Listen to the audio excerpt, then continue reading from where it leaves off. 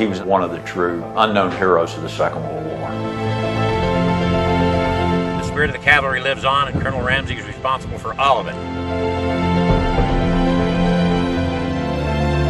He was a big part of American history that people don't know about.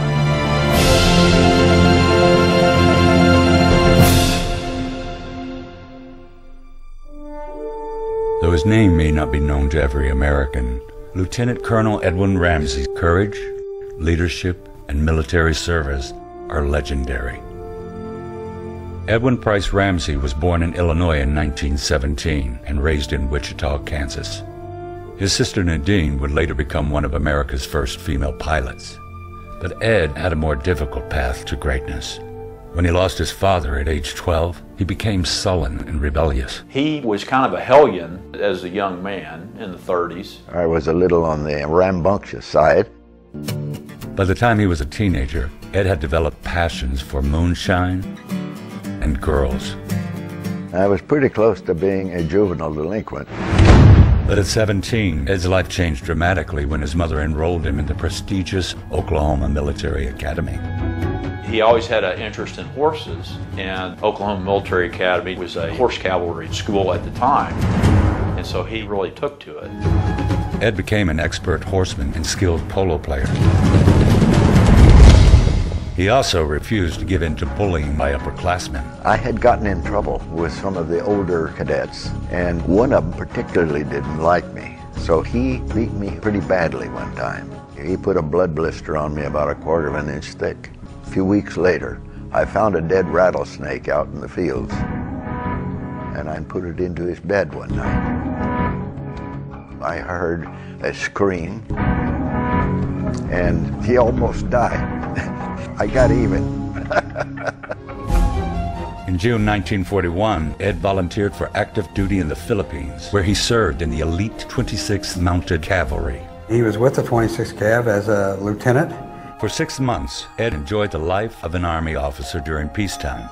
Being assigned to the Philippines in those days as an Army officer was considered to be very nice duty. Remember, I was a bachelor, early 20s, and I had a ball. But everything changed on December 7th, 1941. A date which will live in infamy. The next day, the Philippine Islands were overrun with Japanese troops. Suddenly, this really idyllic existence was just ripped out from under them. A little over a month later, on January 16th, 1942, Ed was ordered to take a platoon of Philippine scouts to the coastal village of Morong. I took a platoon of 27 men that I had never met before. And they encountered a Japanese battalion. We're talking about 500 or 600 Japanese infantrymen. So I ordered a charge of the unit that I was with. It's classic cavalry. It's firepower, mobility, and the shock effect of the charge. This happened on horseback. Can you imagine that kind of job on a horseback? It was crazy, but that's how I happened to have led the last cavalry charge in the history of the United States Army. For his bold and courageous actions, Lieutenant Ramsey was awarded the Silver Star. I shall return. 2 months later, General MacArthur left the Philippines and U.S. forces were ordered to retreat. But Ramsey wasn't ready to give up. The order to surrender came, but we already decided we were not going to surrender. With military approval, Lieutenant Ramsey joined the Philippine resistance, eventually commanding over 40,000 Filipino guerrilla troops. What is amazing is he had absolutely no training in unconventional warfare. They really made it up as they went along. Ramsey quickly rose to the top of the Japanese most wanted list, risking torture and decapitation. He was really special forces before we had special forces. But the war was taking its toll on Ed. We were eating grass, leaves, snakes, anything we could get.